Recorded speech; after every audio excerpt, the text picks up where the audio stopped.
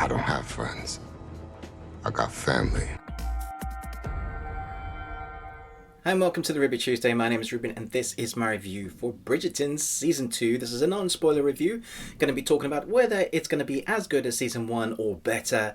Let me know your thoughts down below. Who is your favourite character in this series so far? Let's jump in. The first thing I should mention is the rumours that we might have had the Duke's appearance in Season 2, because we know from the news that when it was first coming out that he may have, appeared in one or two little sly moments. He isn't. So just kind of set your, I guess, your expectation to that level. He isn't in Season 2, although his wife is periodically. So that should give you something to kind of connect to this season's. So this season really is much the same as Season 1. We concentrate on the Bridgertons, we concentrate on the Viscount and a relationship there within. He's decided that he wants to get married to kind of help his family to do what is right, to do the thing that he needs to do to keep up the family's name, tradition, all of that comes into play.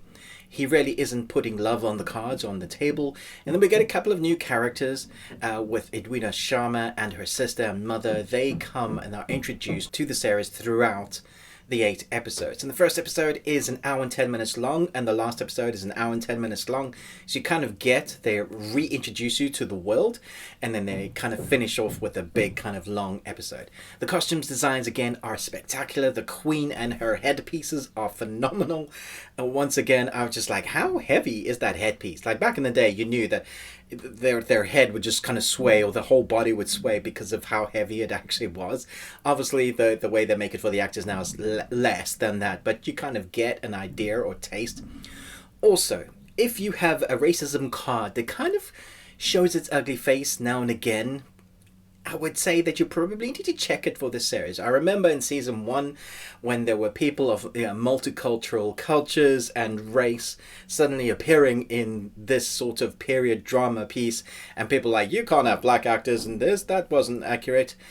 This is from Shondaland. It's a sort of modern-ish bringing together. We even have the music that is modern but kind of made it orchestral for what basically making it relevant to then, but also now. I'm not so sure the music for me works in those places in this series, but seeing the multicultural inclusiveness and the actors performing brilliantly from white to Indian to African American, you name it, I think they were all fantastic, especially our newcomers in the protagonist. I thought they were fantastic. Edwina Sharma, her sister, fantastic, really interesting, quite dark storylines, and I think that's probably the best way to describe Season 2.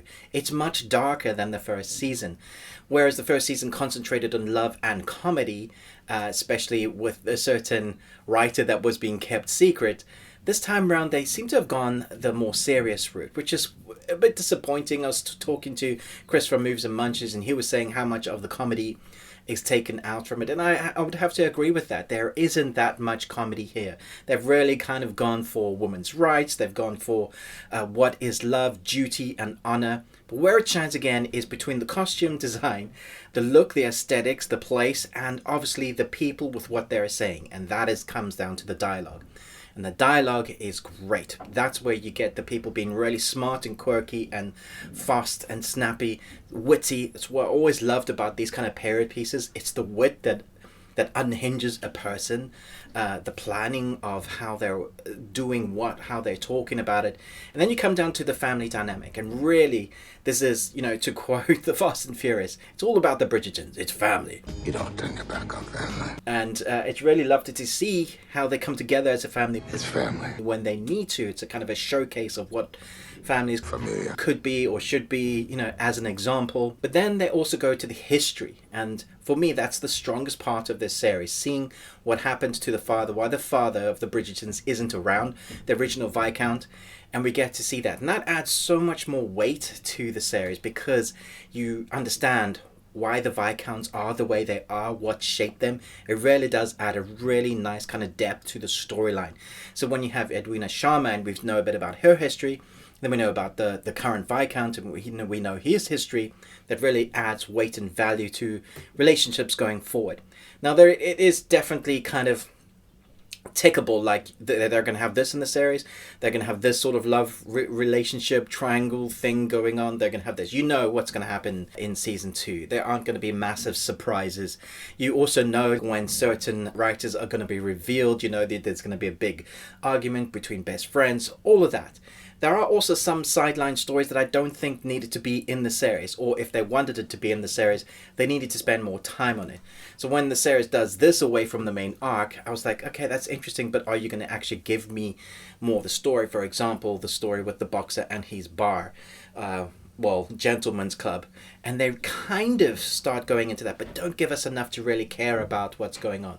There are those sideline stories that I don't think need to be in the series necessarily. It detracts from the arc, and the main arc of the story is actually really entertaining and well worth your watch.